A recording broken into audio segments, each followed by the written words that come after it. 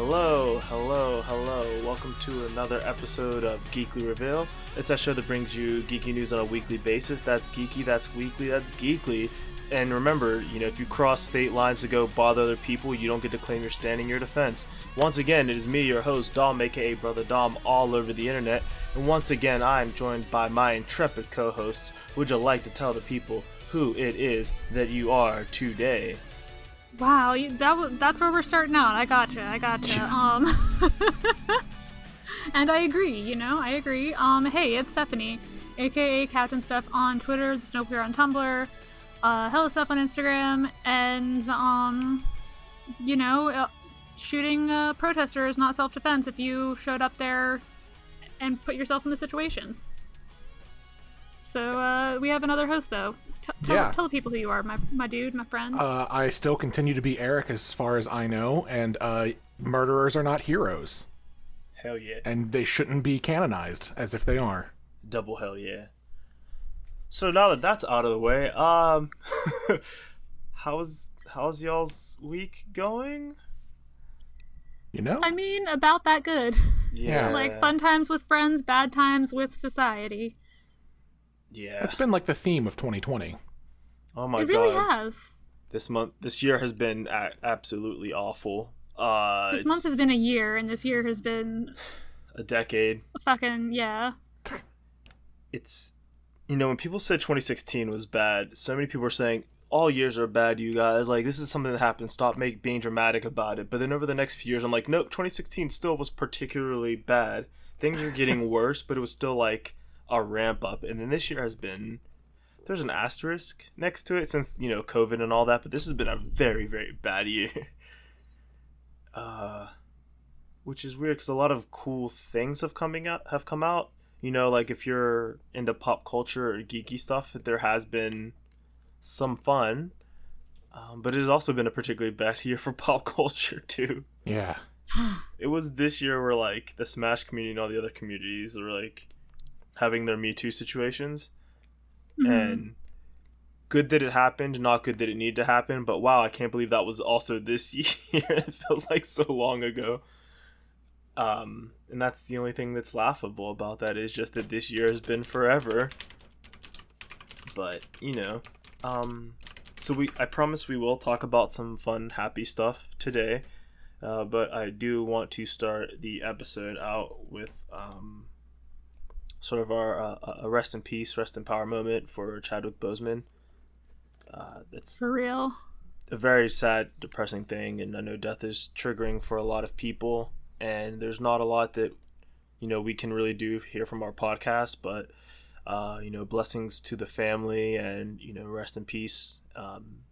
If he's anywhere out there that can hear us, thank you to this man. He was a big community.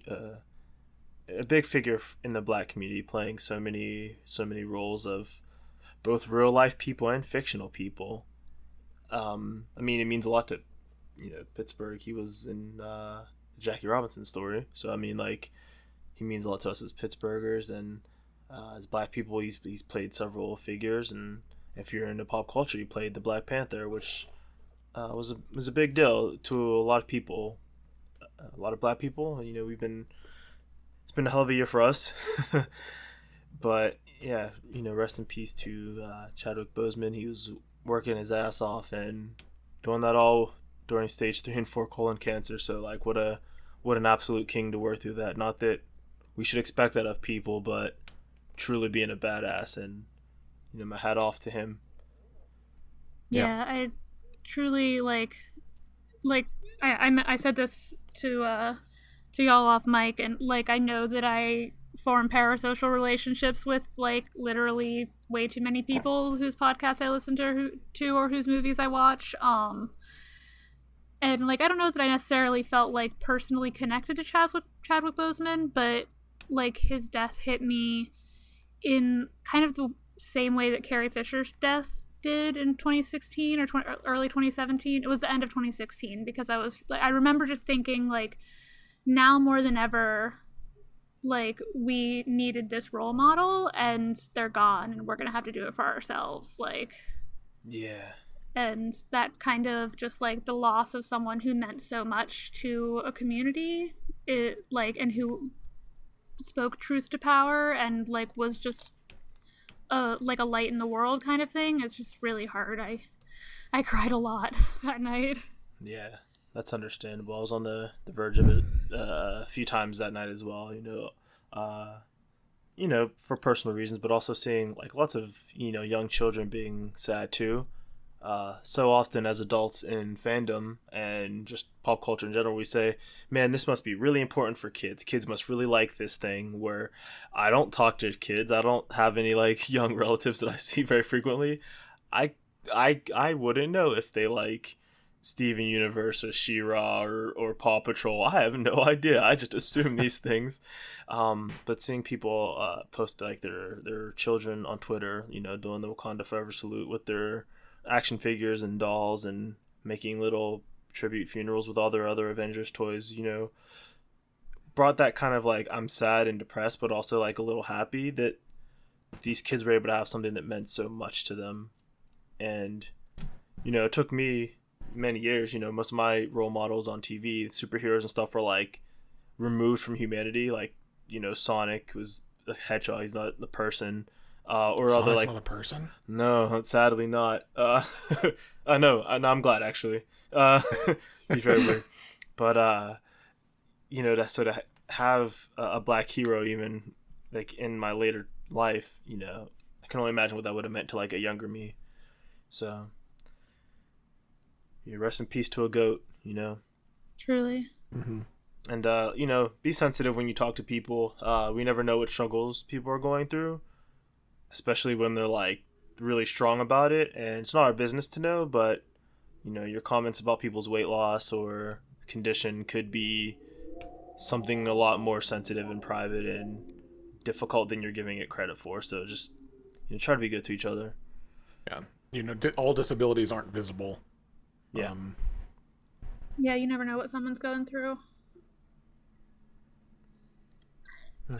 And that isn't to circle back to the real world. That isn't an excuse to like tolerate people being bigoted or assholes or anything, but like it's like talking about like Trump's weight or his mental state is punching down in a way that says like, oh, like you don't like, it's not that you hate him like you hate fat people or something like that, like. Yeah, the only reason you follow what I'm saying. The only reason I excuse people making fun of Trump's weight is because he does it to so many people as like such an attack all the time.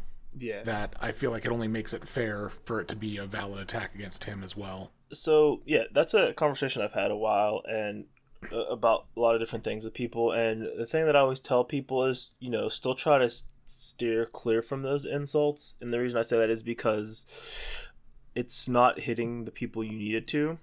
Yeah. And it's only hurting the people that can see it. And, I can't make fun of people, like horrible people, for that, because it's like that's not something I actually care about.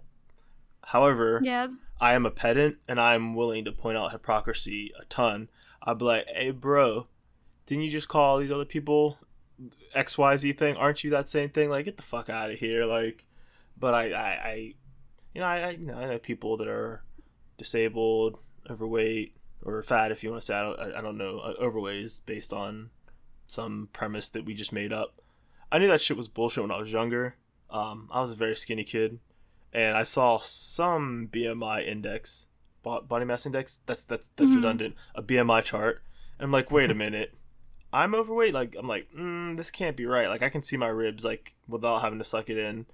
This is wrong. This is very, very wrong and misleading. And ever since then, I'm like, yeah, overweight is just a term we throw around. It's kind of like the politically correct way to say something shitty, but it's not actually politically correct. It's just a dickhead thing. Like, oh, like, I don't want to say that people are fat. I just want to say that they're overweight. I'm like, yo, but like, you're still being a dick. So like, don't do it. Consider not. Yeah. Consider not doing that. Yeah, and like just like this point, like that's why like people were making fun of Chadwick Boseman at the beginning of quarantine because he looked really like he had lost a lot of weight, and like Yeah. Like, you truly, this is like, that's why, like, when we were talking about Adele losing all that weight a while ago, we were like, I hate that this is celebrated because someone who, like, is, like, not that size, like, Adele's never going to hear what you said about her, but someone you love will. Like, when you post a picture of, like, Trump and Putin kissing and, like, make it about, like, oh, like, yeah, Trump and Putin are never going to see that art, but your queer friends and family are, and they're going to wonder if you think that they're a joke too. Right. Yeah. And that's, that's I find not that more good. of a statement on his relationship with Putin, but yeah, that's what, and that's the thing. That's what's good. That's the thing. That's what they're trying to do, Yeah. But I was just talking to my partner about this a little bit earlier. You have to be very specific in the things that you say, because when people post those pictures of, like, Putin and Trump, like, making out or whatever, I can guarantee the majority of people that are good people that we know that post that, their thought is not like, haha, they're gay, because they're like, I don't like gay people. Maybe I'm a little gay even. Their whole thing is, I'm just trying to say, man, these two are really bonded in a way that's uncomfortable. But what you're doing is saying, oh, gay stuff is uncomfortable, or like that's you're saying things that you're not trying to say. And as somebody who likes to be a pedant, even though I'm bad at English, you know what I mean? Yeah, I'm good with words. I want people to be very specific because, as a queer person myself, I've made jokes like that, and it's like, wait a minute, what am I actually saying here? Now when you're saying something like dick riding, which is not a literal thing, it's like, no, I don't mean you're actually riding dicks. I mean you're on people's jock. Like, that's different because that's like more of a metaphorical thing, That's like when you call someone a motherfucker, you're not actually insulting their mother or them, or claiming like, that they are, or claiming that they do that. Although it's a very popular genre on the internet, if I understand. That's stepmothers, Dom. I didn't mean like your own mother. I meant like other people's mothers. Like, oh, okay. Yeah, like just older people. The reason we don't have like dad porn is because you'd have to call it filth. Fathers that like to, but no one wants to watch filthy porn. I think a lot of people want to watch filthy porn. I was gonna say, I'm pretty sure it's all filthy. No, some of it's... Isn't it DILF, Dom? Isn't DILF an established... Yeah, like, that's... Yeah, but, like, that's, like, dads. I'm talking about fathers, Like... Yeah, like Father Christmas. Anyone can be a father, but not everyone can be a daddy, Oh my god. Like, father is a condition. Someone became pregnant because of you. Wow, congrats. People do that by accident every day. But it takes something else to be like a dad, Like, Endeavor's not something entirely different to be a daddy. Yeah, like, Endeavor's not a good dad. He's a father. You can't deny that. But, like, is he a dad? Not really. Is he a daddy? Yeah, to some people. So there's, like, tiers, Basically what I'm saying is, don't make fun of bad people for things that you don't actually have a problem with, because it'll hurt your close friends. Yeah. People get very sensitive about anime also. I don't know if you all have seen this. It's not a story, it's just a point that I've seen. Before we move off of this topic... Because we certainly have talked for 20 minutes about it, and we have a very long list. We've talked about a few things, but a thing that developed today on Sunday is those pictures of Adele floating around. Oh, where it's yeah, like, I did mention her. Yeah, it's like, okay, well, she seems to be in, like, stable health, but we're not here to make fun of someone's physical condition, because, like, the things we said before, but I'm willing to make fun of the decisions that people make, and I'm talking about real decisions, not like, oh, I chose landlord A over landlord B, like, you had to pick a landlord because you needed housing, that's not a choice. I'm talking about, hey, like, what if I put knots into my hair, like, that are, like, African styled, and wear, like, a Jamaican bikini, and, like a feather thing. Those are choices, and... Yeah, that's a picture of Adele floating around, and based on the people that are around her, I don't know if this was okay to do, or whose idea it even was. It's just a weird thing to see, and I just want people to know that it is a weird thing to see. I thought it was Katy Perry at first. Welcome to the internet on Sunday. So much happens as we record. Who knows what will have happened by the time we get to this releasing on Wednesday. Who knows, indeed. But I think that's most of that. Most of the super like things that have happened in the last 24 hours. So where do we want to go from here? I mean, the world is our oyster. At least this list is. Truly. I mean, there's a lot of game stuff. Do we want to get the other stuff out of the way and then jump into games? Yeah, let's save games for last, because that can go on for a while. Yeah. Send games out of the room. It always does. Games take a break. Games and jokes out of the room for a moment. So looking at this list, there's there's a lot less. So let's jump into some good news for a little bit. We're celebrating. That's good, right? Yeah, I like to celebrate. What are we celebrating? Well, today is the 30th, so in America, we're not celebrating anything.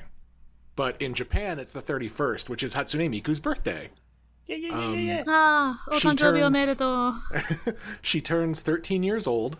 So she was released 13 years ago. Her character herself, is like 16 or something. I don't know. Never ages. I was gonna say, it's how long have you been 13? Yeah, 13 years. So there was a special concert, like a countdown concert called the Digital Stars event that was like going to happen anyways, but they kind of rolled it into the Miku Expo stuff that got canceled in America, where they had a lot of their major producers come in and do DJ sets where they mixed their own songs, other producers' songs, random songs together. And it was actually a really cool show, and it was like really interesting because they were broadcasting it from different locations depending on like where the artists were. So like the technology behind that was pretty That's impressive. Yeah, like pretty crazy. And so that started at 3 a.m. this morning and went till noon. Oh my god. And I only watched probably from like 9 to noon, which meant I missed a couple artists that I did want to see, but that's okay. I did get to see at the very end, they actually did do like a hologram concert with Miku herself, came out and sang a song and thanked everybody for being there for her birthday.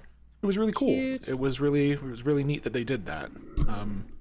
Twitter has been a buzz with, at least my Twitter has been a buzz with artwork from tons of various artists, which is actually partially thanks to a project that the official Krypton Future Media, the owners or the creators of Hatsune Miku, did a Miku World Gallery hashtag, where if you were an artist and like posted a short bio and like some art that you've done of the Vocaloids with that hashtag, they would retweet it to their main channel. Pretty much everybody.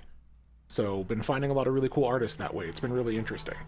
Nice. So yeah, that's dope.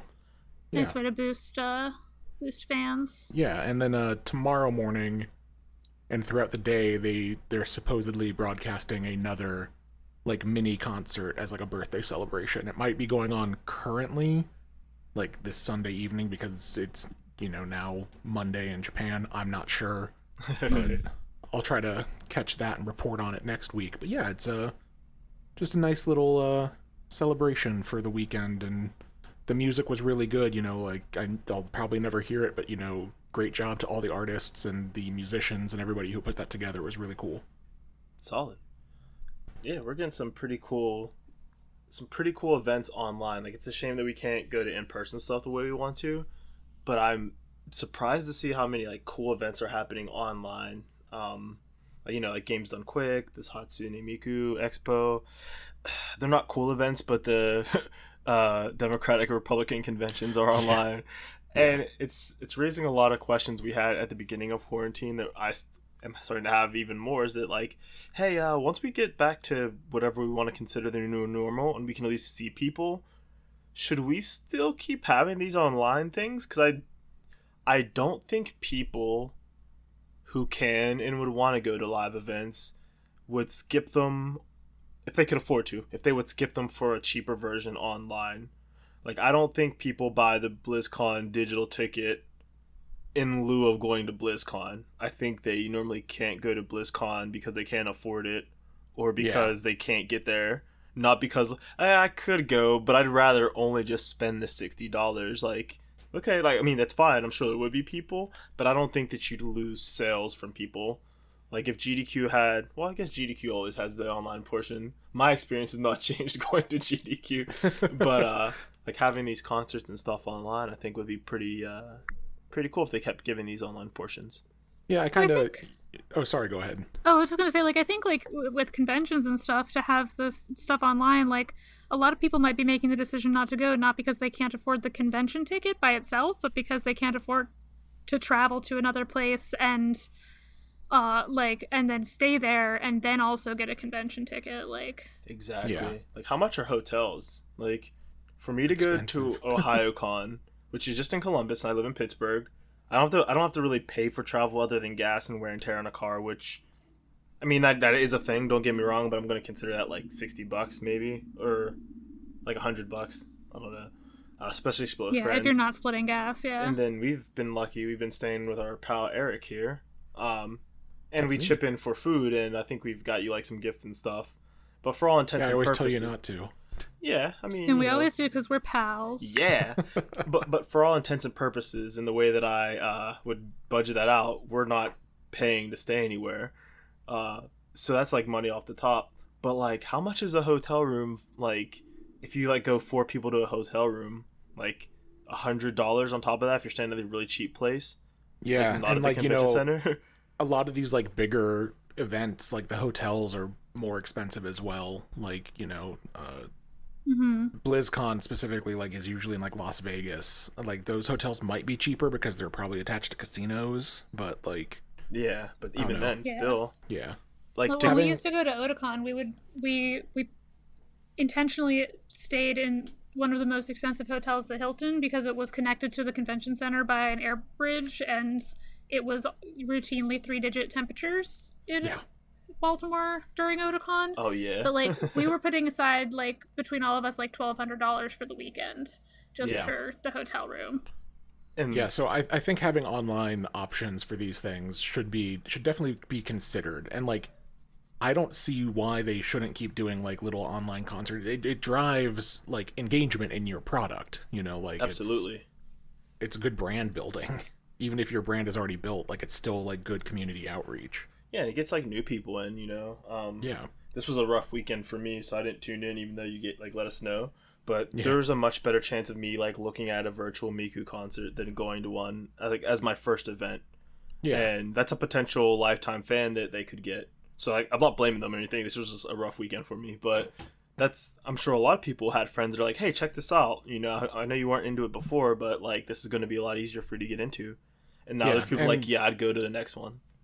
And like, I can't say that engagement was like super high, like watching it. Like I think the peak I saw was like maybe close to 9,000 viewers, which is still like pretty impressive for something that is very like niche within a niche, you know, like it's a live concert for something that people may be fans of, but they may not be interested in watching, you know, like it's but like and at a weird time on a Sunday and like, you know, in US time and like probably even a weirder time in like Europe and everything. So you know, it was really interesting to see the engagement that was there though, with like the people in the chat all just being very positive and like, that's good. You know, hype. It's nice to see positive chats.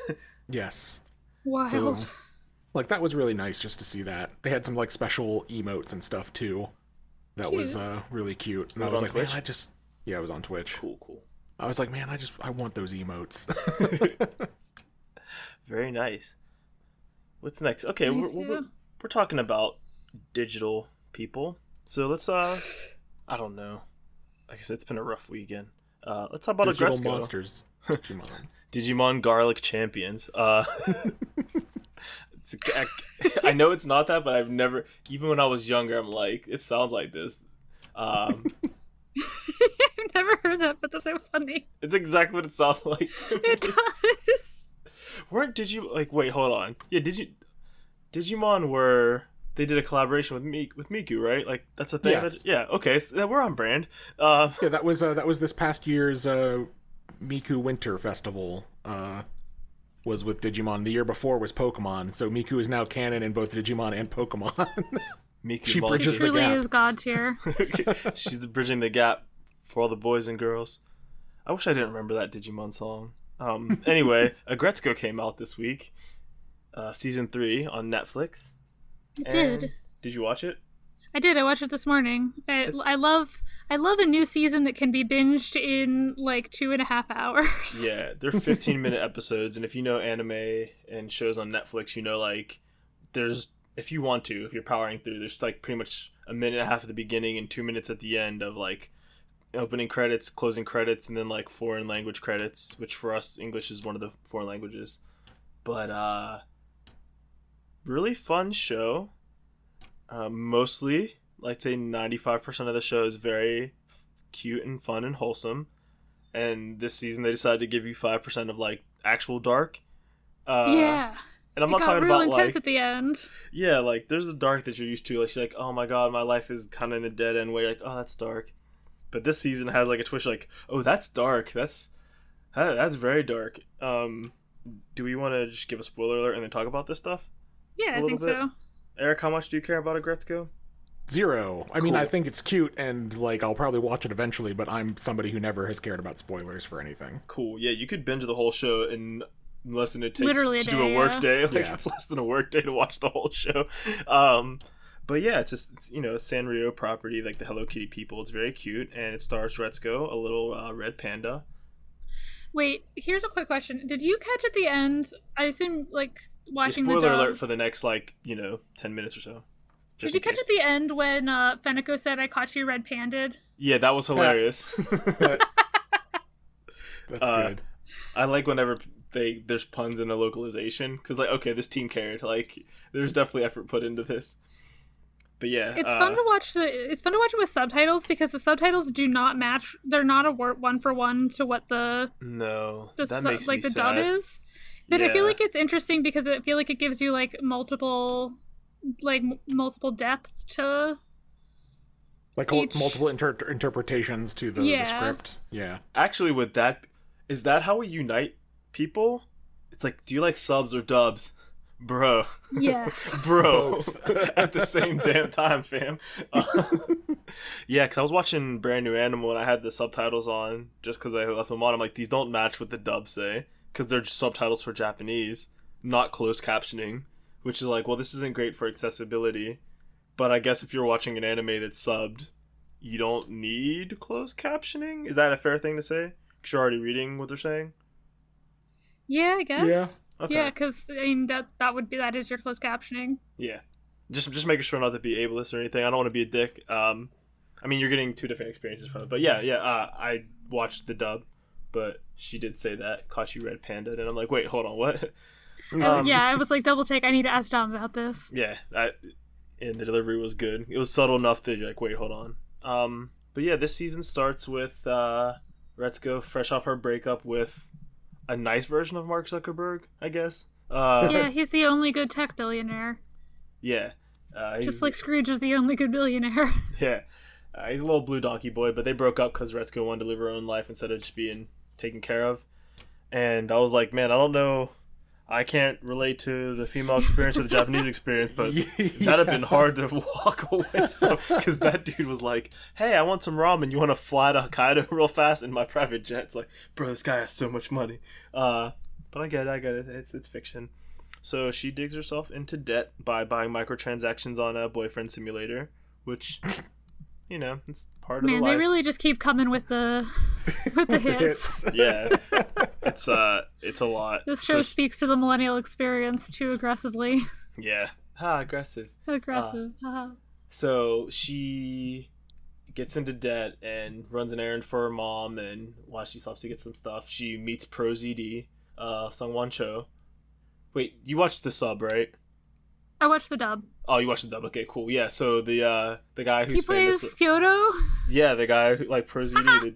Yeah, because I saw it like on Twitter at first, and then when I watched, I'm like, oh, that's clear this man's voice. Like, it's just like his regular ass voice. Which it's funny when you hire a voice actor to pretty much do their own voice. It's like, we all know this man could do at least 100 voices. And like, no, we want something close to what your voice is. It'll work perfectly. And this guy's very scary, but it turns out he's a manager for an idol group. So Retzko works as their accountant for a while, and then eventually gets into the group, and it's found out she can do her death metal stuff. And hijinks ensues for a while. There's a few subplots going on. Haida continues to be like very weird, but also like relatable situation of like, hey, I want to like this other girl because she likes me, but I'm still stuck on this one person. It's like, bro, let go. But I get it. But stop. Truly, like, I'm not usually like sympathetic to like the nice guy, like best friend characters who are like, but why won't you accept my emotions? But I feel Haida's such a decent dude. I think I because feel like most of the time we see him, he's not putting it onto her. Like he's just being upset about it, like to his friend. to Fenico. Yeah, who's like, bro, you got to do something. Like, shit or get off the pot. Like, I'll help you, but like, bro, stop. But he never like makes it her problem. True. Until this very latest one where he's like, yo, this app says we should be together. She's like, who the hell do you think you are? To which I thought it was an interesting difference between him and Tadano, where he was like, hey, you know what? I'm blown away by your death metal scream. I get it. I'll let you be. But Haida's like, no, I'm going to fight against this. Like, no, I get you. But I'm still here for you. Like, oh, okay, cool. It's sweet. Like, they're trying to find, like, the balance of a nice guy. He death metals back to her. Yeah. So it was, like, a little cringy, but a little cute. But all the stuff going on. The reason that he wants to help her anyway is that, so there's, like, this subplot of someone stalking the idol group. And they, like, mention it once or twice that there's, like, a fake Twitter account. And they're like, we didn't take these photos. And it kind of gets dropped in a way that CinemaSins would give a sin to, because like, oh, what happened to this? It's like, people forget stuff, bro. But it comes back, and this dude redeems all these tickets they gave out. Like, hey, if you buy a CD, you get like, was it 3 seconds of time with handshake. a member of the band? Yeah. So this dude had like 100 of these tickets, and basically uses to just like be super gross and like misogynist and sexist. Say she ruined the band, like she's not talented. Like everything since they added the death metal was bullshit and garbage, and yeah. Just like for like really a solid serious. 5 minutes, yeah. And I was like, yo, like I don't think I've ever heard them like say bitch in this show before. Like, were they just waiting like, slut? Like, no, we want this to fucking hit. And I'm like, holy shit, this is really real. And like everybody in the scene was treating it like with the level of severity of like, the only reason we're letting this happen is because we need the money, but this is fucked. And you're like, okay, well, that was pretty dark, but it's not going to get worse than this, probably. And you're like, the show's like, bro, this is an adult show. Hold my beer. So, like, one of the girl group is like, yo, Retsuko, like, watch out. Like, you better be careful. This dude knows where you work. Pictures. Like, yeah, he knows where you work and where you live. Like, yeah, so posting pictures on his Twitter. So, dude fucking, like, buys a box cutter and, like, tries to stab her. And like, whoa, yeah, I'm like, what the hell? And the only thing that saved her, because she was being particularly, I don't know, the only thing I didn't like about the writing was like, oh no, I mean, I'm aware of my surroundings. Like, you're clearly not like, again, not the victim blame, but it's like she's normally the kind of person who seems to look over her shoulder. So it was weird that she wasn't, but that, you know, it's fine. Stories are stories. But nice guy Haida was like he was at his job, so he looked out the window and saw this dude chasing her, so he like tackled the guy. Which was very scary, and I was like, what the hell, man? Like, why is this in this show? And like, why do all these... Yeah, it got real dark. It just reminded me of Persona, of these people are like, hey, we want to do this nice little slice of life thing in Japan, but also like we hate culture really bad. But it was an interesting story. So she's obviously like spooked for a while, and everyone's like, yeah, but like they arrested the guy. She's like, that doesn't like help though. Like, I don't like feel my safe. privacy was violated, and I don't like this. Which is a very real response. And she eventually returns to work. I don't know if she goes home. It's kind of left unclear to what happens. But she like does a farewell performance with the group, which is at like Sanrio Woodstock. Yeah. She performed at Warped Coachella. Tour. Yeah, Sanrio Coachella. It was a mix between Coachella and Warped Tour. R.I.P. But it was her last concert, and you know there were some fans that were with them from the old days, like some really like weeby, like nerdy, lame dudes. But they were always like really sweet, and you know they weren't gross any more than like a generic person would be. And then yeah, like it's left up in the air what happens with Retsuko and Haida, but they seem to be actually talking to each other now, and we find out the band manager actually works on the scaffolding. Of her building. He's a window washer.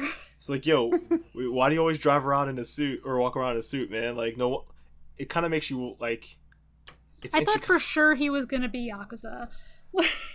I figured something He was drives up. around this mysterious white van. He's always wearing a suit. Like, Well, I figured he's something was kind of a up. threatening personality. Like, Yeah. When I noticed Because- something was wrong, he never fixed the dent in his van. Like, I don't think. Like, it gets hit in the first episode or second episode, and he never fixes it. Like, so I don't know if he just pockets the money or dumped it into the van, but, like, that's probably why he never, like, he probably doesn't have insurance. Like, it's probably why, like, it never probably got why he resolved didn't want to. Yeah. deal with the police or anything. It's like, yeah, he's probably poor. Like, he's a window washer trying to, like, do a side hustle. Trying to side hustle. Yeah, but like a bit, there is definitely like the side plot of it is like like side hustles and how they can be kind of soul draining, even if it's like even if and when you are monetizing your hobby, and how like that can just kind of get to you after a while. Yeah. The little thing, two little things I liked. Well, one question I have and one thing I liked. Question one, my friend raised it on Twitter. What happened to Fenico? Did she fall down the rabbit hole of buying microtransactions? Like, is she okay? Like, I hope so. And the other thing was, it's curious. We have to wonder, did Tadano mess with the app to put those two together, to put Haida and Retsuko together? Because we know he was messing around in the code and making it better.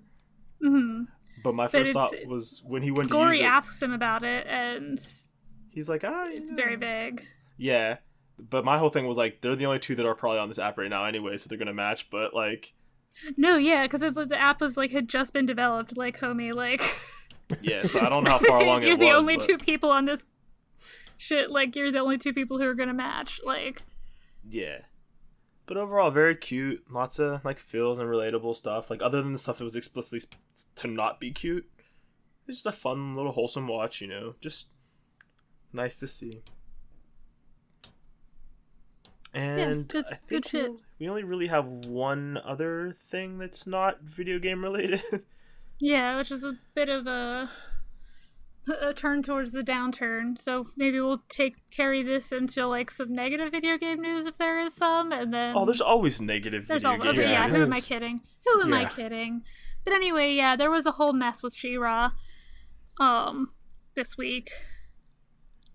Yeah, which do you is want to say, talk about that some? Because I am abreast of it, but I don't follow Noelle Stevenson, and I had to do some searching because I saw someone say like, "Wait, who said what?" Now I'm like, well, this seems like it's probably animation related, and I'm way too nosy, and then I got disappointed, but not surprised, I mean, I guess.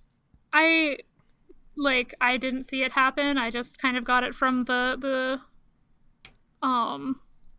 grapevine as well, but do you remember a while back there was a whole thing because about the gem, that like racist gem that they had the Steven Universe characters or artists had been like doing like an Exquisite Corpse or whatever, what's the thing, like Exquisite Corpse where you like write a thing and then they draw a picture.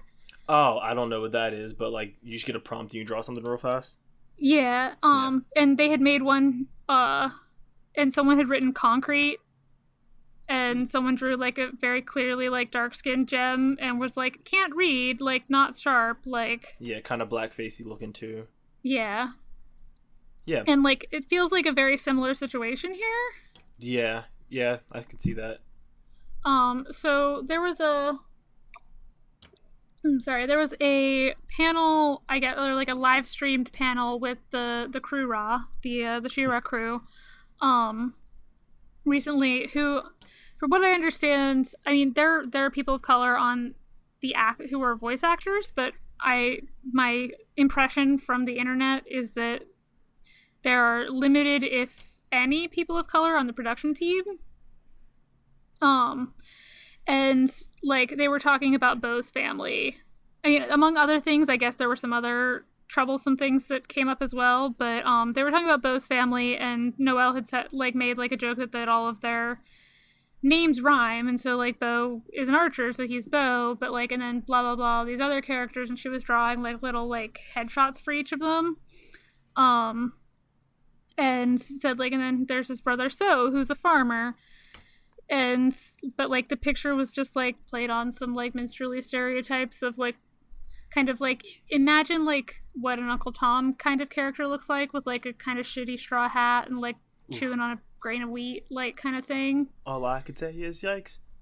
Yeah, and so there was like a whole unpleasantness, obviously, because like this is a group that's done so much trouble to like gone to so much like trouble to make what is an fairly inclusive show. To have the people who are working on it come out like say stuff like that is like doubly hurtful. And like that's a thing we've talked about before on this. Like we hold people that we trust to a higher standard. Yeah, I mean, especially when you make it a point too. It's like we want the show to be inclusive. Like here's some uninclusive jokes. It's like, wait, hold on. And then so it was just like very bad, and then of course like Noelle made a very like I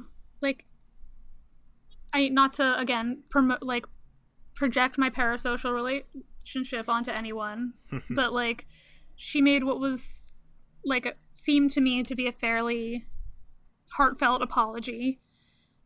Yeah, and then, I mean, I think it was. Also, I'm using FYI. I'm using she. Noelle is genderqueer, but she uses whatever pronoun. Sure. She doesn't care. So. Yeah. I also saw that they said some weird comments about Double Trouble. Yeah, I saw that too. Which kind of like, was like, I don't know if that really. It might be in the bad look category. Yeah, and like there was some weird stuff about, this to me, like, and this is me being a queer woman saying this, so like maybe like I'm just not as insulted as other people were, or like on my behalf, but like apparently they had like one of the guys on the crew was like referring to someone as a dyke, which is also like I mean cool not and great. Good. Yeah, I know not that's... your thing to really say. Yeah, I really don't know the feeling around the F slur and the D slur from people that are gay but not of a certain gender. Like it's not something I would like. Dyke is something I don't feel uncomfortable using. I would never use the F slur to describe anyone. Yeah. So it's one of those. It's like if it's in the title of something, I feel zero pressure. Like oh okay, I'm reading a thing, but like I wouldn't use it. Like yeah, I wouldn't, because I know you're not supposed to. And if I'm like, but this is the only way I know how to describe something, it's like, okay, well, like, find a thesaurus. Like, speaking, like, yeah, there's other ways. If you're just trying to refer to a type of person, you could probably just use adjectives and yeah. But that's also not a good look. So just like a lot of not good looks under their team, and people are like, yo, what the hell is this? And yeah, she put out an apology, and it's tough. I don't I looked at him like it's hard for me because I already didn't fuck with her for some other reasons. Like I saw that someone posted something and I had to like go like either unblock or unmute her. So I'm like, okay, well, I was already like not on team Noelle Stevenson for some reason, but this just, I mean, probably from something similar. It just kind of hurts, like, and I remember when the show came out, I remember telling you all that I had like some interesting feelings about Bo's character, and I always feel confused when there's a character like the black guy. It's not gay, but they try to make like very soft to be like non-threatening in a way that I don't feel that they seem to want to do with white men that aren't gay.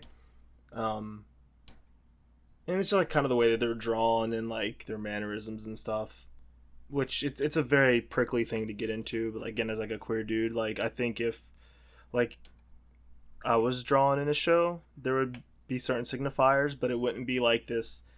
There, it felt like there's a priority to say, well, we need him to be non-threatening, in a way that like I don't feel like some of the other characters in this show were. You know what I mean? Yeah. It's complicated. It's one of the things where, like, if he would have been like effeminate or something, I would have been cool with that. But it was just like other stuff that wasn't that, and I don't know how to put it, but that kind of turned me off from some of the show, despite the fact that I really enjoyed the first few episodes and cosplayed as Bo and that he's a cool character. There's just some, you know what I mean? It's it's a whole thing. Oh yeah, Comics are weird. shit's weird. But yeah, so Oh, yeah, that's rough. Hopefully, like, and like it's a learning situation too, and that I think, like, obviously, like, Dom, it's not on you, but like for me and Eric as white people to take into our larger lives, that like it's not like it shouldn't be on, like, it's on us to do better, and it's on us to, like, and having like one person of color in the room isn't sufficient to be like, oh well, they should, if they had one black person on the team, that wouldn't have happened, because like one person is not always comfortable speaking up that's true. in a room where they're such a visible minority. So I think that like it's very important for white allies to really pay attention to that kind of shit and call it out. Absolutely. I feel comfortable in this setting though, since kind of like, I don't know, I'm in a situation where I'm looking at like the Streamlabs and the voice mixer, so I don't feel like, oh no, if I bring up a complaint, like I'm going to get shouted down and fired or something. Like, I feel like I have a fairly decent amount of power among this trio, so Well, in this trio, but I mean like in our larger lives. Yeah. I mean like at my workplace, where there are like 3 black employees because publishing is garbage, like. Yeah, that makes sense. I get where you're coming from. Yeah, please speak up for black people. Don't speak over us, but sometimes we need the allyship because people don't want to listen to us. For some reason that I've yet to figure out in my 30 plus years of life. Yeah. Can't imagine. So, do we want to just... Oh, wait, I'm sorry. We have another non-video game related thing. My bad. Which is? So there's a Powerpuff Girls reboot coming out to the CW. Oh yeah, it's like a gritty adult Powerpuff Girls thing? A live action Powerpuff Girls. It's gritty reboot or sequel. But like them as like adults, like... Yeah, them as adults who are kind of like sad about like them losing their childhood to crime fighting. It's going to be done by Diablo Cody. And it's one of those things of like, who asked for this? But also it could be good if you're good at what you do. Yeah. I feel like it's like one of those things where it's like, at least it isn't another reboot of like Alice in Wonderland or like some other shit that's like done to death. Yeah. Rebel Taxi raised a good point. I watched his video. He just really like what he felt about this, and he's like, look, maybe nobody asked for this, but I'm excited for it because we already got a Powerpuff Girls reboot in like 2016, and it was kind of bad.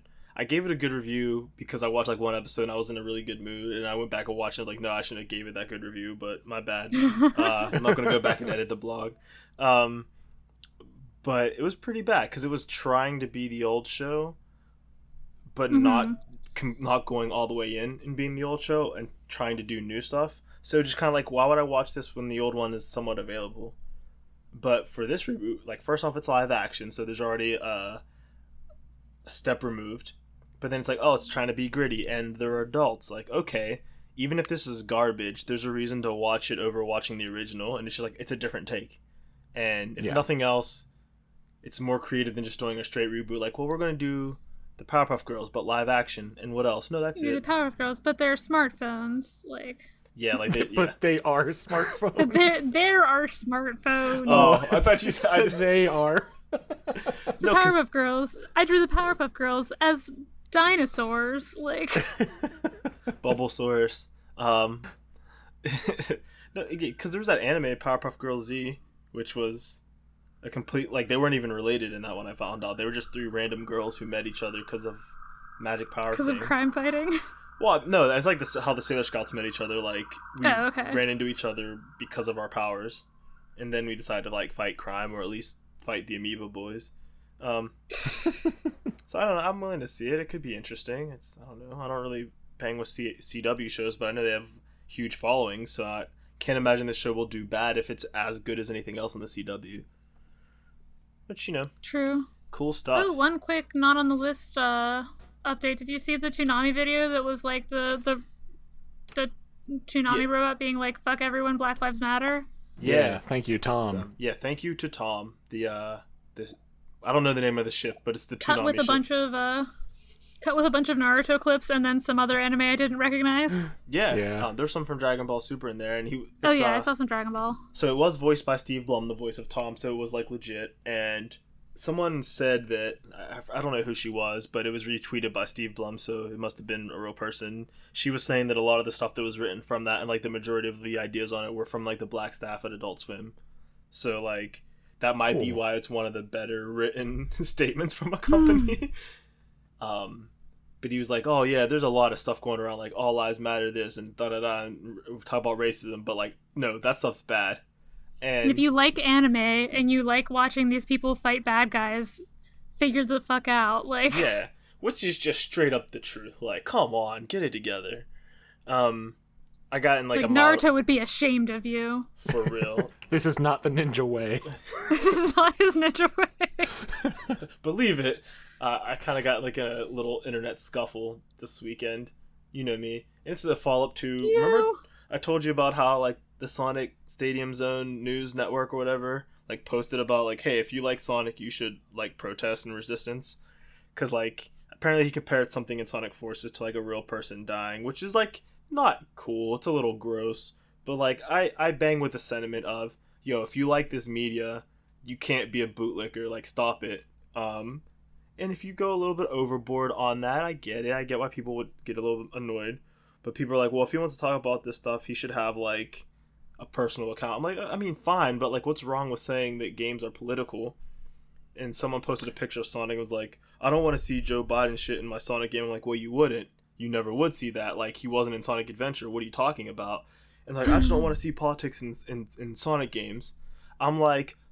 I posted a screenshot of like when Sonic's like, sheesh, there's always a lot of police around when you don't need them. I'm like, yo, Sonic said they'll fuck the police. Someone's like, well, I'm sure that's just something Amy said, and Sonic was, I'm like, oh, okay, so like not to pull out the real gamer card, but you clearly didn't play this game because this was something Sonic said. He wasn't being experimented on by Gun. Like, that's not why they captured him.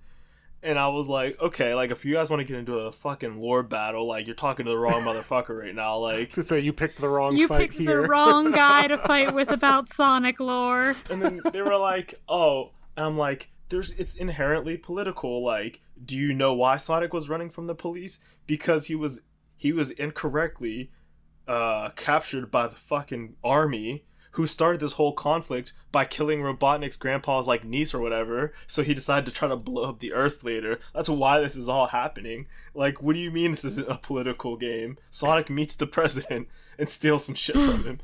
And he's like, and they're like, oh, well, yeah, but, like, I'm sure, like, when Gun captured Sonic, they just heard, oh, super fast bipedal hedgehog, and they didn't check to see, like, if he was black and red. I'm like, okay, like, this isn't even political or lore. You want to tell me that they had to go find a blue dude, they had to find like a black character and picked up a blue character who doesn't look like him, who's like a world-renowned hero, and we know that these games have lore because Tails has an emerald from the previous game that he got awarded from doing some shit. So I'm pretty sure that city that got destroyed, it got saved by Sonic, they wouldn't know of him. So why the fuck did they... I'm like, yo, bro, this game's about military overreach. That's not even subtext. That's the point of the game. That's what you're trying to stop. Like, the reason the world almost gets blown up is because the military had too much overreach. They're like, I don't know, man. I think you might be looking too much into this. Like, okay, cool. All right, media literacy is dead. That's fine. Yeah. So I was just mostly Quote-unquote blocking people. It was easy enough, but I was like, come on, guys. You're arguing with the wrong dude. Like, if you want to pull out the gamer card, I got you beat on that, which I didn't think I would, but apparently Sonic fans are fucking idiots. Well, quote-unquote gamers love to pretend that games as a media are non-political or can exist in an apolitical manner.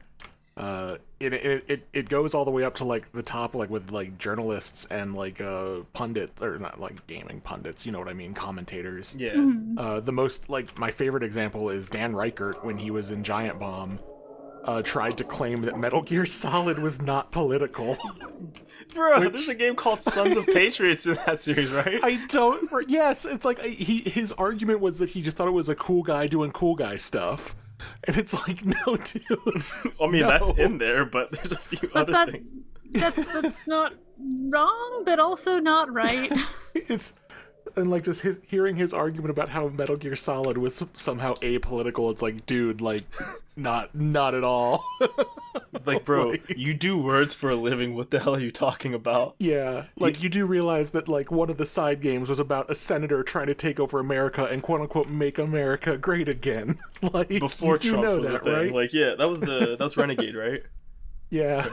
Or Revengeance or the one with something? Revengeance, yeah. Rising Revengeance. It's such a dumb name. What a fucking name. It's a dumbass game. Like, the senator who just Yeah. tries to make America great again, like, yeah, he's a bad guy, but, like, he's not, like, this super serious depiction. Like, no, he's a fucking Metal Gear Solid villain. Like, Yeah. yeah, the And only... Nanomachine, son. Which, I mean, does do a decent job of describing our current True, yeah. But we don't have, like... situation. We don't have cyborg dudes, like, beating him in a wrestling match, which I think is something that happened. Well, no, that did happen. Unfortunately. Never mind. I Actually, no, don't we know, did have dude. people beating our president at wrestling matches. Never mind. This is real life is Metal Yeah. Gear Solid. Kojima's a genius. But no, the only games I know that I could try to say are apolitical in the game would be like maybe Pong and Tetris, but as products they have massive political implications. Yeah. So like the only two games that are apolitical in the art outside of the art are very political. So like, sorry, you're wrong. Like, Yeah. It was just a, you know, like hearing that kind of argument always is laughable. Like, especially when you like look at like fucking the new Call of Duty, like press F to do war crimes because fucking Reagan is like digital Truly, Reagan's like, gonna send you to if go I do war crimes. If I cannot personally assassinate Ronald Reagan in this game, then what is the point of having a like beautifully rendered Ronald Reagan in the Call of Duty game? well, And like that you have to get it trailer on- was like pushing like weird like alt-right like conspiracy theories inside of it as well. It's like, dude, like what the fuck? Yeah, like, of course it was. I mean, that's kind of Call of Duty's bread and butter. I mean, Steph, you're not going to be able to do that on consoles, but if you play the game on PC, I'm sure there will be some modders who have that set up and ready yeah. to go. Yeah. Choice. I just like it. What a fucking weird choice to throw that in there, and like on top of like, you know, they're like, oh hey, like you can make your character in Call of Duty gender neutral. It's like, yeah, cool. Can't wait to have Reagan call me they them and tell me to go do war crimes. Like, Truly, like uwu, like some. That's just the idea. Thank you, Reagan Senpai, for killing all of my comrades with it, like by not doing anything about AIDS. Let me go sell nukes to Iran. Like, Yeah, it's so fucked up. that's just what a weird thing to put in your game that you can be gender neutral in this game where Reagan exists as like your leader. Yeah. Like, what were they trying to do with that? Because I'm cynical. I don't believe that was like out of like, well, you know what, we're trying to stay with the times. Because if you were, we wouldn't be taking orders from Reagan as a good thing. Yeah. And I mean, maybe they're gonna try to make it like, you know, a twist in the Morally story, like you're the gray. bad guys, maybe, you know, like, you know, it's just. I mean, it's about time for them to catch up to Spec Ops: The Line, where like, hey, what if we made you do bad things, but then questioned you about it? Because like, that is a legitimate device. It's hack. It's not like you couldn't do the war crimes in Spec Ops, but like at least it was like, hey, what if this wasn't great? Like, think about that. Like, which was actually pretty ahead of the time and not shitty edgy, but real edgy for like when that came out in BioShock. Like, oh man, you followed all my orders and you never asked. It's like I couldn't. There was no ask button. I would have. I didn't want to kill all those people. Like, it's just what I had to do for the game. like, But I don't have you know, faith in circling back to Eric's comment from earlier. Murderers are not heroes No. Yeah. and should not be venerated as such. Yeah. That's So, yeah. very Yeah. gross. But like, That was the new, but yeah, that touches Yes, into that includes Gamescom. all presidents. Yeah. yeah. But that touches into Gamescom because that's where that trailer dropped this week for Call of Duty. Well, before we get into cool Gamescom, was Tom Clancy also announced at Gamescom? No, I think that was, or it might have been, but it might have been a separate day. I don't really know, but that was also some Yeah. hot garbage. Yeah, let's stay on the hot garbage because Ubisoft apologized for this, but it was like, fuck off. So Yeah. Tom Clancy Elite Squad is using like Black Power Fist imagery as the bad guys, and basically like it's like you're fighting Antifa. Actually, it kind of seems Wow. like it kind of seems like what Ruby did, based on how I watched that video of like there's this oppressed underclass, but they're taking it too far, and now they're the bad guys kind of thing. So what it seems like in this game, Tom Clancy points it out that the world leaders and governments have fucked up beyond all belief. It's like, okay, we're starting from the government is fucked up. And like, okay, so we're starting from reality. Yeah, we're starting from reality. And then like the ground cracks, like, but underground, like resistance forces have decided to make a new world order. It's like, okay, but if you want to call Antifa the bad guys for taking advantage of this situation, like, is it not the government's fault first for destroying the world? Like, for creating fascism? Like, you would think. It's like, no. Like, yeah, I know Donald Trump incited people to like get into violent mobs, but isn't it like people's fault for like not wanting to get shot? Like, aren't they the real bad guys? Like, these are the same, right? So very fine people on both sides. Yeah. Well, we've evolved past that to it's only fine people on the murderer side, which aren't heroes and did not deserve to be praised. But it's laughable for Ubisoft to say, you know, we realize some of this was sensitive and not good, and we apologize for it. It's like, but didn't y'all get in trouble like 5 years ago for doing the Augs Live Matter thing and fucking Deus Ex? Yeah. Like I didn't forget about that. I remember we wrote about that on the blog. That's how long ago that was. Yeah, and it was a bad idea then, and it's stupid as hell now. Like, at least then before they were trying to be like, no, these are oppressed people that need like help. But now they're like, hey, what if the oppressed people were the bad guys? It's like, how did you apologize for something and then get worse? Come on, Ubisoft, y'all pieces of shit. Just do better. Yeah. So yeah, Gamescom. Yeah, Gamescom happened, I guess. Did any good things happen at Gamescom? I mean, they didn't really have a whole lot to show off for like new stuff at Gamescom this year. Mainly because like Microsoft and Sony are still just like playing this insane game of chicken about their new console releases. Nobody wants to put out a price. Nobody wants to put out a release date. And at this point, I think a valuable discussion should be had of like, should these consoles even release this year? Probably not. Probably not. But, you know, like a lot of that then has to do with like, well, they've probably already produced all of them, right? Like production's probably done. I mean, if it was supposed to be for this holiday season, I really hope so. But I would be willing to believe that no. Also. Yeah, but and you know, like either way on that, like, hey, like it's economically not a great time, so I would understand why they wouldn't want to. We have plenty of books that we pushed out to 2021 that are sitting printed in warehouses, like books that we fucking rushed, like books that were on like a beyond tight schedule to come out that are now sitting in warehouses because they wouldn't be able to get the promotional opportunities. And like I hear like the other side of the argument is that, you know, like, well, you know, people in these trying times might really want their like new entertainment system or whatever, and it's like, yeah, but like nothing, like they've announced no like really games. Like what do we play on this? Like, you know, there's been nothing really released. Like I guess like what you mean you don't want to buy Grand Theft Auto 5 again? Right. And like I guess like Sony has like Ratchet and Clank, and there was like an extended trailer, an extended look at that at Gamescom, but like I don't see it as being a console moving game. No, like Ratchet and Clank's good, but like I don't need a new system for that. No, Ratchet and Clank is a very good game, and with a full suite of games it would convince me to buy it, and it would be the reason I got that instead of Xbox. But as it's on its own, there's very few games that'd be like, yes, I'd buy a console just to get that. Like, my brother bought the PS3 to play Kingdom Hearts 3. Haha, joke's on us. But there were other games to play.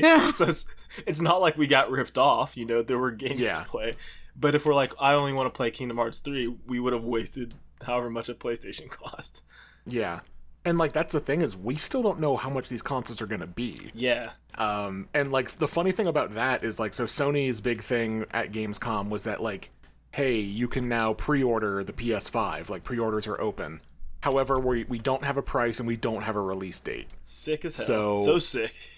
Yeah, so the way that this is working, and I kind of mentioned this before we started, so off air, but you put your interest in pre-ordering in, and then Sony will give out the limited number of consoles based on your activity in your PlayStation profile. So you have to just play so much PlayStation to prove that you're like Yes, that you are worthy of the PS5. That you're a real gamer, TM. A PlayStation stan. Yeah, PlayStation. Which like that's insane. Like that is an insane way to do that. Yeah, that's really bad. That's really bad. Like, if it were me, I simply would not make a limited number of consoles. Yeah, and like maybe that will change. Maybe this is no longer the case. But it was like the last thing I had heard from Giant Bomb and like some other outlets. But like, so please, if that is incorrect, don't yell at me about it. And maybe they have changed it. But I read that and was like, well, that's just silly. But either way, like these consoles don't have a huge amount of appeal to me at this point, and I really feel like they should just kick them to next year. Yeah, that would be better for them probably financially. Yeah, and probably better for like the long run of like this like game like industry's like health as an industry. Like, yeah, you don't want to have like, it's a really bad look to have new console launches go poorly. Exactly. Plus, like, we haven't squeezed everything out of this generation anyway. Like, that's one thing that sucks about jumping through. Yeah. Yeah. And but yeah, the other like only like major thing that I really kind of cared about at Gamescom was the World of Warcraft expansion got a release date. Very nice. Which is, I want to say... How are they expanding? How are they expanding? What are they expanding to? Expanding like the universe just constantly? Yeah, I mean... Probably? We're going to the afterlife. Like, that's Ooh. Shit. Yeah. It's like, I'm kind of excited for, like, some of the stuff about it, but I'm just more excited that they actually put a solid release date on it. It's October 27th, I believe, or 26th, whichever's the Tuesday. Yeah. The Blizzard way. Yep. And, so, like, that looks cool. They started putting out their little animated shorts that they're doing. Which are, like, they're doing one for each of the, like, realms that we get to go to. Because, like, the afterlife apparently consists of infinite realms that are all different according to the culture or, like, whatever that like warships, I guess. I don't know, like it's all these afterlives or whatever. I mean, it sounds nice. Yeah, and it's neat, and they put out the first one, and it featured some prominent characters from Warcraft 3, so it was kind of cool to see a callback like that. See the old lads. Yeah. So, and kind of hyped for that. As somebody who loves to hate World of Warcraft, loves to play World of Warcraft, and yep. I constantly say, like, it's the worst of the MMOs that are out, but at the same time, like, still play it. Here I am, still doing that thing. Maybe we'll get some news about Overwatch 2. Like, hopefully Blizzard didn't forget about that, because they're really LMAO. letting Overwatch 1 kind of just fade away a little bit. Yep. But yeah, another announcement from Gamescom. I forgot this was at Gamescom. I was just excited about it in general. Friend of the show, Chevy Ray, had a game announced at Gamescom. Did Iconfell come out? Yeah. No, it's not coming out, but it got a release date and some news. I think this was in the Humble Showcase at Gamescom. But the game Iconfell, it's going to be a turn-based RPG with timing mechanics about a group of troublesome magical students. So if you are missing magic students, because some people are transphobes, our friend's not a transphobe, so you should buy their game. It's called Iconfell. It's going to be available on Nintendo Switch, PS4, Xbox One, the Windows Store, the Humble Store, and Steam on October 8th. And cool. Yeah, it should be pretty fun. As a fun art style, some beautiful pixel art. They're cute. And I mean, I'm saying this as a friend, but I'm also saying it because I feel this way. I'm pretty sure I jumped into the Kickstarter before, like, we knew each other that well, so it's kind of cool. And the music's going to be done by Avi and Sarasu from Steven Universe fame, if you know them. They're the composers, so some pretty cool stuff. The game's coming out. Cool Can't stuff. wait to play it. But it was a good Gamescom. Yeah. I mean, as much as it can be at this point. For a given value of good. Yeah. Yeah. Let's see. Other game news this week. Lots. There's actually a lot of game news. So Yeah. here's a quick thing that I don't need to dwell power on. through it. Yeah, Post Malone now is he's co-invested into Team Envy as a co-owner, that esports organization. So it puts him over like the Dallas Fuel and Overwatch League, the Dallas Empire, and the Call of Duty League, and anything else that Team Envy is doing. If this was a dedicated video games podcast or an esports dedicated podcast, I would get more into some of the implications and cool things about it. But it's just cool to see greater pop culture investors getting into more niche things like esports. It's better than people venturing into a platform that supports people's content creation and then ruining it, for example. If that's something that has happened. Cough, Bella Thorne. Yeah. Yep. But again, I feel like is that pop culture? Is that niche? I don't know. I don't know. Yeah. Not to derail, but what the fuck was this? There was like a San Francisco thing, I think, when their esports team was being announced, that they did like a video with like a lot of famous people in it. Yeah, that was San Francisco Shock. The Overwatch Was that when League their team. name was announced? That probably. I don't know if it was their Or was it name just like or the if it was. lineup? I don't know if it was their name or their roster announcement, but that was for the Shock, and they are under the greater umbrella of NRG Esports. They had like J-Lo and shit in the fucking video. Yep, I think she is invested in the group, so I think she's one of their. Is investor the word? But it's pretty cool that there's people invested in it. Yeah, esports is actually getting pretty big, and I'd love to talk about this some other time. But trying to blaze through a few things. Another interesting. I expect esports to continue to grow as we continue to be stuck inside. Especially and as we're actual sports continuing to be are canceled. Yeah. So. Apparently the Call of Duty League World Championship was today or yesterday, and I think Dallas won, so that's pretty cool. Their league went off without a hitch pretty well.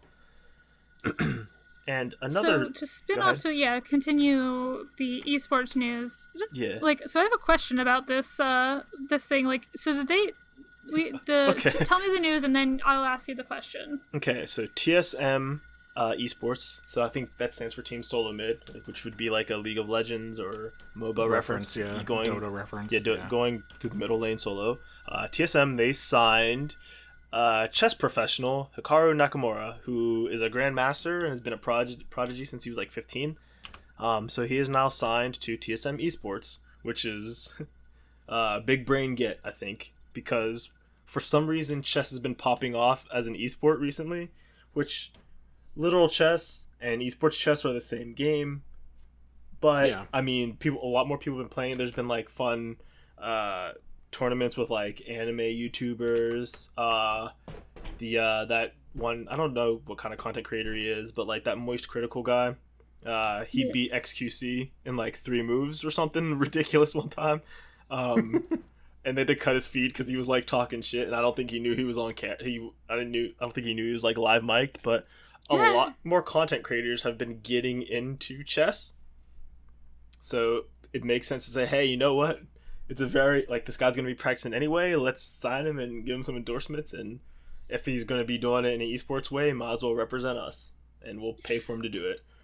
Okay, yeah. So my question was gonna be, did they sign him to play chess as an esport? Was the I'm pretty sure that is. I was like, okay.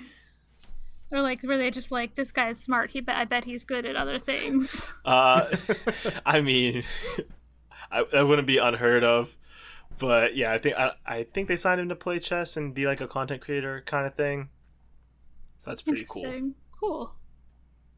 It's cool, to see people kind of, I don't know,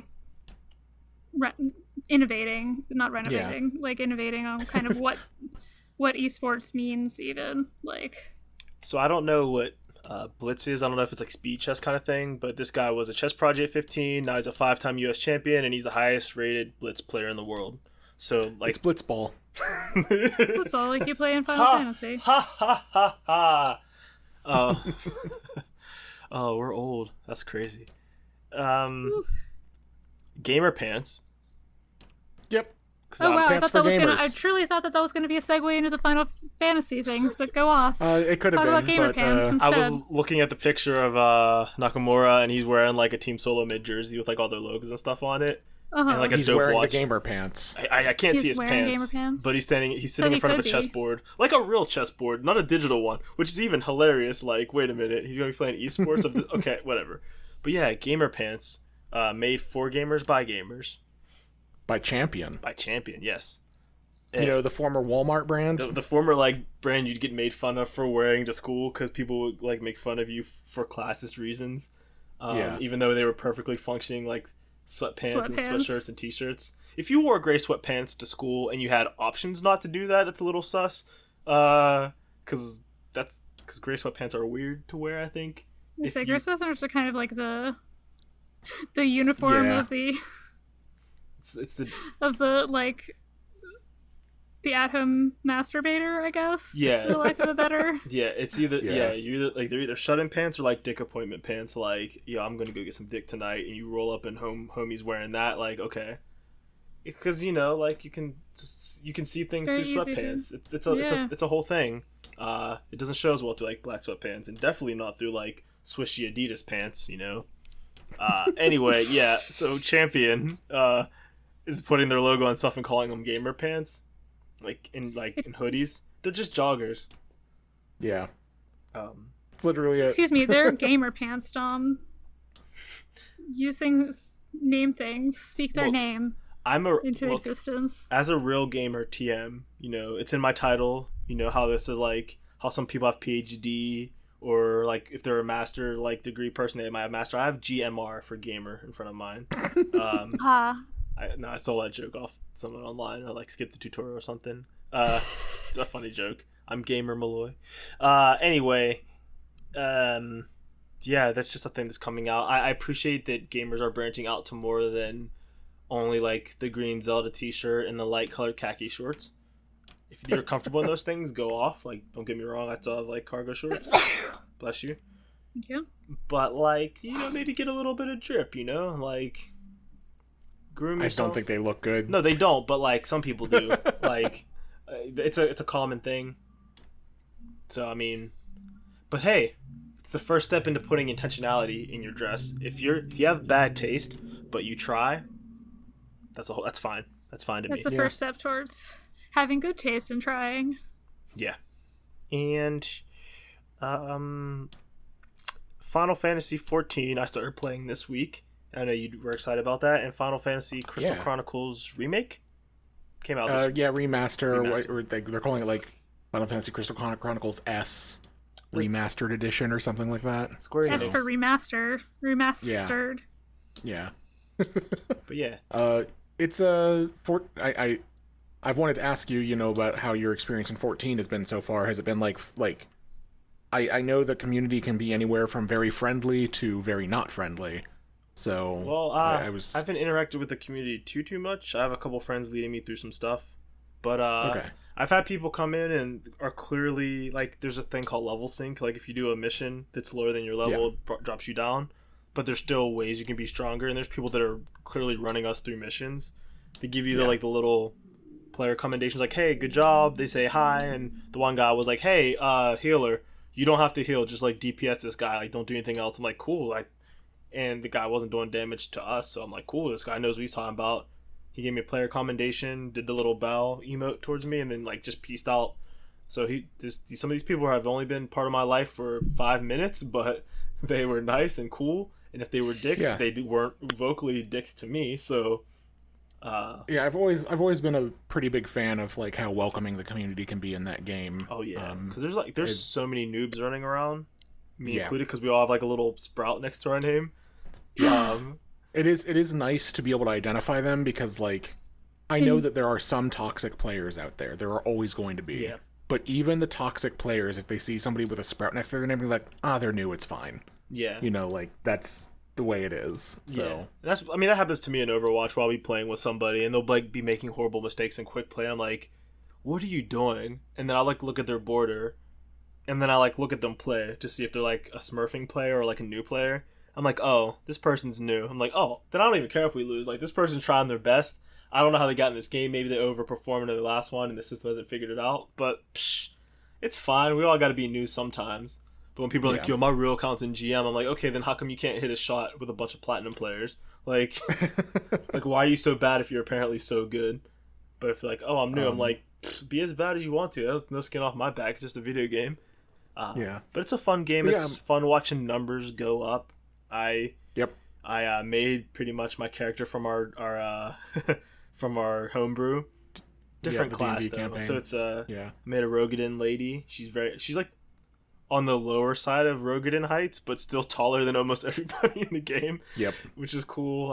I made her brown, so she's cool. She has like a little green face tattoo. And I'm a conjurer, so I'm like running around healing people and hitting them with stones and wind spells. And I've picked up a side job as a weaver because I wanted to be able to make clothes. Because I don't know, I guess fashion is my favorite thing in video games or games that let me do it. So well, to be fair, the true end game of Final Fantasy XIV is fashion. That's what I heard. So I've already dyed some clothes and done some deliveries. I'm like, hell yeah, this is fun as hell. Like, the entire point of that game is you get to max level, and if you're not a hardcore raider, you are just collecting the fancy outfits and making your character and your house look as good as you can. Well, that's why I'm sad, because like I'm not going to be able to get like the 2B outfit, because I'm not going to be at level 80 anytime soon. I don't already own the game and the expansions. Like, damn, I'm not going to be able to like hit peak fashion. I don't care about this raid. I just want to hit peak fashion. But I did a seasonal event for the anniversary, and oh yeah, I forgot that had started this week. So it's weird. So every now and then your character like faints and goes to this spiritual world, right? Which, cool, I've seen that, and I think it kind of spoils some of the main story, but that's my fault for joining in late. But Homeboy starts talking, I'm like, your name doesn't look like the rest of the names in this game. I'm like, hold on, that name sounds like specifically Japanese, like not fake world. So I searched up like, yo, that's the whole ass developer. Like, this man came in, it was like, yo, this world has been great for like 7 years. I'm like, wait a minute, what are you talking about, dude? Like, why are you in the game? And he's been an insert in the anniversary events for the past few years. Okay. So it's kind of cool because like that the character model they use for him in the events is also what his character usually looks like if you see him on the servers. Oh yeah, he had like a gunblade and everything too. I'm like, yo, it's like Dante. Yeah, he'll randomly pop into servers and like talk to people. It's really cool to see like that interaction within the community. Yeah. So that was nice, and you know, I'm doing some different stuff and just discovering the whole world, and it's like the first real MMO I've ever played. Like, I never got off the starting island in RuneScape, so I wouldn't consider myself a played that. Phantasy Star Online seems to be more of like an action RPG that's online, not as much of an MMO. I mean, like, kind of, but it doesn't feel the same to me. So this is the first time I've played a game that people would consider an MMO with like a subscription service. I'm still in the free trial, but it's pretty fun. I can see why people like it. Yeah, and I still haven't committed. Still haven't. It it's one of those things where I mean the free trial goes through level 60, so that's a good like 30 plus hours of play. So like if you don't want to commit to purchasing it, like you can go give the free trial a try, and if you don't like it, you didn't lose anything but some time. Yeah, so that's the problem is that I don't want to like try the free trial and then find out that I do enjoy playing it, because then I'm screwed. And then you become like one of us. Yeah, so, and it's like the whole like one of us situation. Yeah, that's I'm not afraid of that, because I'm like, I could see myself playing this game and paying for it in the future, but it'd definitely be like oh hey, there's an event coming up or some reason, or like some friends want to play, so I'll start my subscription for a month or something, but it wouldn't be like a just ongoing thing.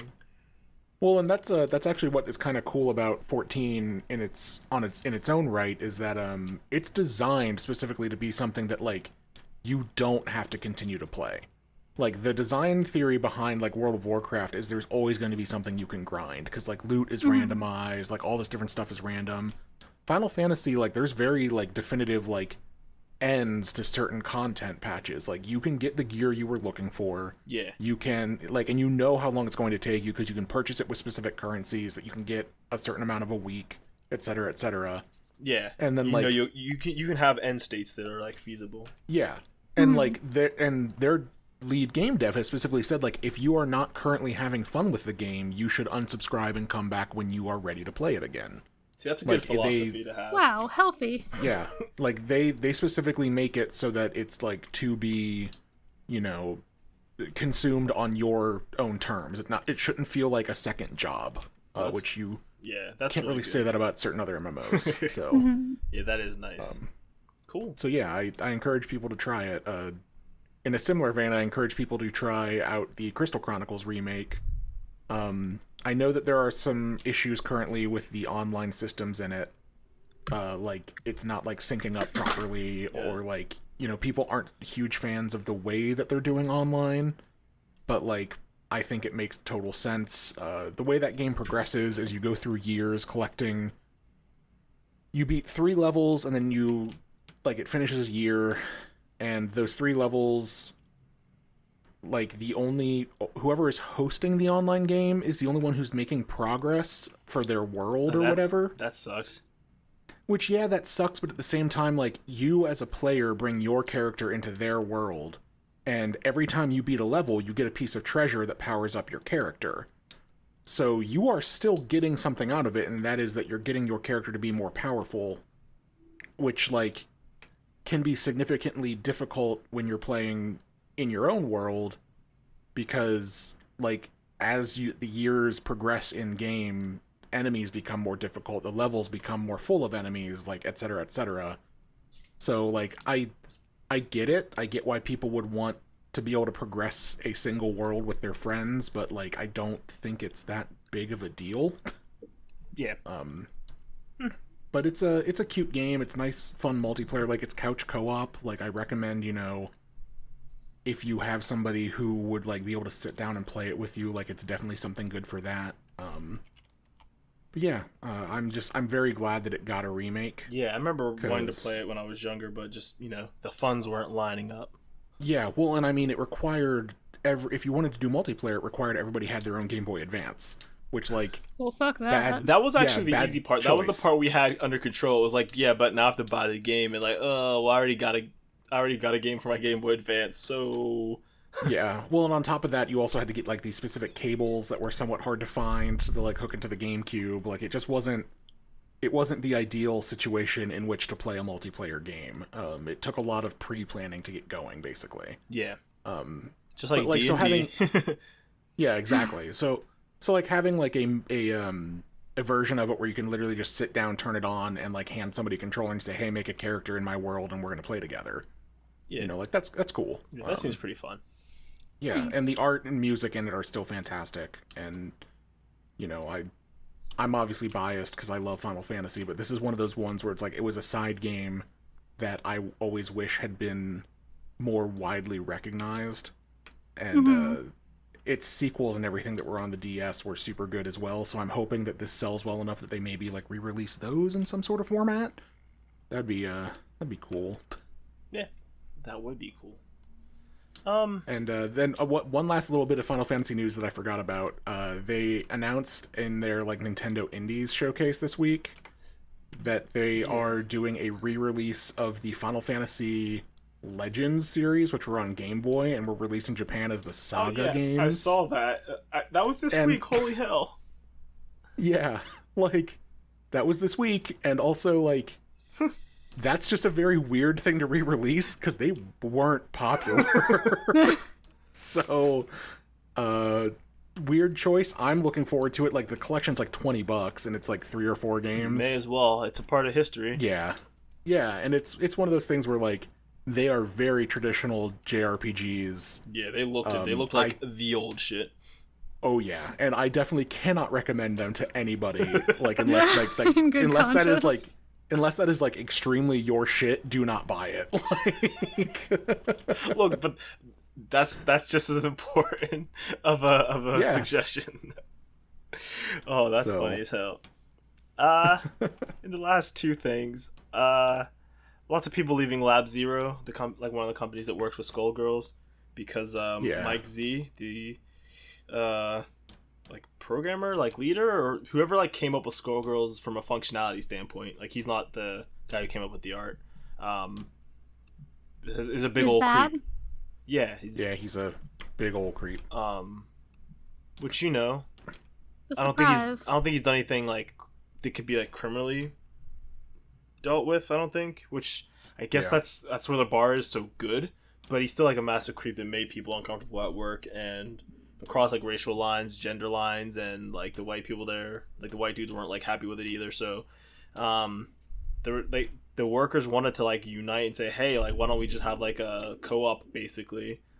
But like Mike had too much of a share of it and said, if you don't like the way things are run, you can like leave. And so like a lot of people put in their letters like on the internet, like I'm out. Like a lot of the artists, like great artists, great people. One of the voice actors, like the voice actor for Beowulf, put out a little statement showing like some Skullgirls memorabilia he has like on his mantle. He's like, look, I don't want any of the people who loved this game to feel bad for liking it. I understand if you have complex feelings and we need to not be happy about what's happening, but I don't want you to feel bad about something you liked. Which is true, you know, there were some really good artists on that team. Whether you like the art style or not, or some of the decisions, it was all very well made, and the people who made it very much liked what they did. There were men and women, and I don't know if there were non-binary people on the staff, but they all liked what they did, and it was very caringly made. But it's always going to be part of it now that like one of the lead people on it is like a bad dude. So yeah. But luckily, the thing that makes me happy, despite being a working studio and trying to make new characters, the thing that makes me happy is that these artists and programmers can say that they did make something and their names will be on it. Like often when people leave a team before a game is made, their names will be scrubbed from the credits or something like that, and they can't always fulfill the mission or vision they wanted to have. But these artists can say, oh no, I really wanted to work on Squiggly and I made sure all her frames were perfect and that game is out and I left the company because the dude's a scumbag, but you can never take that away from me. And that makes me happy is that they got to... I know artists really like their art and they want their art to be consumed, and they were able to do that, so that makes me happy. And lastly, something about Frogwares, which is a story you posted, Eric, that I was just a little bit lost. So we'll finish on this. So... this is incredibly complicated, and I'm going to try to make it as quick as possible. Frogwares is the studio that makes the Sherlock Holmes games, and one of their most recent things they released was called The Sinking City, which was a Lovecraftian, like, inspired, and I think just, like, direct storyline of, like, kind of, like, action mystery-ish game or whatever, a lot like the Sherlock Holmes games. Mm-hmm. Anyways, it was published, so they developed it, and it was published by a company called Big Ben Interactive, now known as like Nacon or something like that. And they've been in a prolonged legal battle, like Frogwares, the developers, with Big Ben Interactive over something to the tune of like 1 million euros of unpaid royalties and like unpaid debt. Like when projects reach certain points, they're like billable. So, like, they were never paid for, like, certain stages of completion of the game, basically. And this has led to this long legal battle where then Big Ben Interactive / Nacon basically, like, took Frogware's names off, like, the labeling and, like, claimed that it was their own IP when it wasn't. It was, like, Frogware's IP. So this led to Frogware's in the, like, last week pulling the game down from every digital store except for the Nintendo Switch and their own website. And that's because they self-published it on the Nintendo Switch, and obviously if they're selling it through their own website, they're getting the proceeds for their work. The reason they did this was because basically any purchases that were going through like Steam, the Epic Store, Sony, like Microsoft, those proceeds were going to Big Ben Interactive / Nacon, and they were not paying out to Frogwares because they were claiming that Frogwares didn't have any ownership in the game itself, even though they're the ones who completely developed it. That's so junky. Yeah, it's like this super fucked up situation of a publisher just like absolutely fucking over their developers. You hate to see that. Yeah, hate to see it. You know, hate to see like these people not being paid for their hard work. I kind of fully expect, you know, like you it's fucked up to see that in any industry, but it's like especially fucked up when it's like, hey, publishers are nothing without developers. Yeah, if you don't have people publish anything. Exactly. So you know, like this is going to be a long legal battle for them, but like Frogwares has like basically explicitly said like, hey, from this point on, we're going to just self-publish our games as much as we can. That's and good. I wouldn't expect Big Ben Interactive / Nacon to come out of this, period.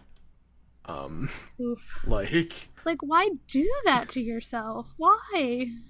they think that they have, like, ownership, and, like, they think that they were in the right because, like, Frogwares broke the contract by saying, like, hey, we're gonna pull this off of stores, when it's like, well, you didn't pay them, so you already broke the contract. It's very complicated. I tried to summarize it as best I could quickly. But, yeah, like, very messed up situation for them, so I'm just kind of like, you know, like, say what you will about those Sherlock Holmes games, like, they can be kind of corny, like, they weren't always the best, but they've, like, definitely improved over the years, with the latest one being pretty good. Like, I played through it. It was, like, Sherlock Holmes, The Devil's Daughter, or something like that. Mm-hmm. And The Sinking City seemed like a very interesting game. I actually had downloaded it on my Xbox, but I think it got pulled from the Game Pass that it was on. Rude. So I don't know if I still have access to it. But either way, it's that's just a rough situation all around. Fuck shit. Yeah, just, you know, another story of, like, venture capital being jerks. Yeah, pretty much. And it's one of those things where, you know, in the future, like, really, like, if developers are doing all of the work, like, publishers are kind of just a name behind the game. You know, like, they might provide funding and stuff like that, but, like, if they have their own funding, there's almost no point to having a publisher, at least in my opinion. I could be completely wrong about this side of the business. IDK, and, like, that's like, you, at least in book publishing, like, you pursue a traditional publisher for their resources in getting your book out there, and if you have the reach to not need that, then you don't need that. Like, yeah. I don't know. It's a complicated situation. I probably explained some of it incorrectly, but, you know, it's yeah, that's all I had on that. Yeah, it's rough. I mean, that's why we gotta take as much power back as we can. If this was sports, we'd talk about the sports teams not boycotting, striking, but that's not really the theme of this. It is, but it's an hour 40. Let's wrap it up. God. Sometimes long podcasts are nice. I listened to a podcast that has like an hour and 50 minutes about some guys talking about anime, or anime games, actually. They live in Japan, so it's kind of cool. But listeners, if you made it this far, we appreciate it. Hope we gave you some good entertainment, some interesting things to listen to. Yeah, we love you. Yeah. Yes. Especially when we're Just live. don't feel like, yeah.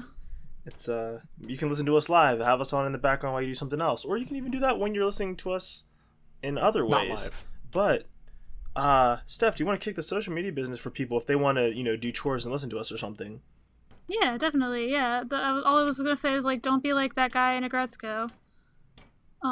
Yeah, don't be like that listening guy. to us. But yeah, check out us on the internet.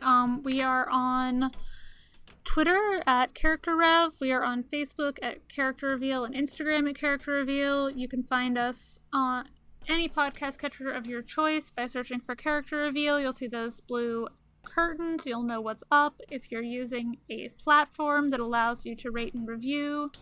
It would be cool if you did that. Let's see, and you can find me at Captain Steph on Twitter, the Snow Queer on Tumblr, Hella Steph on Instagram. You can find Dom at Brother Dom anywhere he wants to be found, and the same goes for Eric at Tindialosi. Although it's really just like Twitter and gaming. Yep. But yeah, and then our browser website is characterreveal.simplecast.fm. Yeah, and that's the biz. That's the biz. Listeners, thanks so much for joining us again. I really hope you appreciated this. I think that's about it. Y'all got any other parting words? Black Lives Matter, bruh. Yeah. Don't worship murderers. Hey, you know what? Thanks for that. What they said. But until next time, listeners, we will see you later. Peace. Bye. Bye.